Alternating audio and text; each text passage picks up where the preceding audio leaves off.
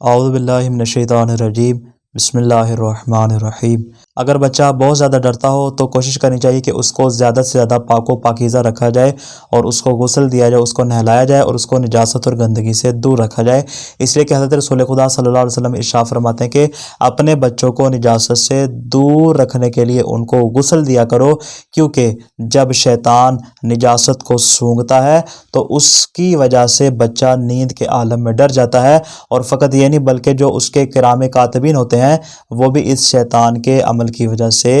اذیت محسوس کرتے ہیں۔ تو لہٰذا کوشش کرنی چاہیے کہ اس کو زیادہ سے زیادہ پاک و پاکیزہ رکھا جائے۔ اس کے علاوہ وہ تعویذ جو ہم نے گزشتہ ویڈیو میں بیان کیا تھا، جو کہ سورہ مبارکہ کہف کی آیت نمبر 11 اور 12 تھی، اگر اس کو بھی پڑھ کر بچے کے اوپر دم کر دیا جائے تو انشاءاللہ وہ بچہ ڈر سے محفوظ ہو جائے گا۔ دعائے خالق دو عالم سے کہ وہ ہمیں ہر قسم کی بیماری سے محفوظ فرمائے۔ السلام علیکم ورحمۃ اللہ وبرکاتہ۔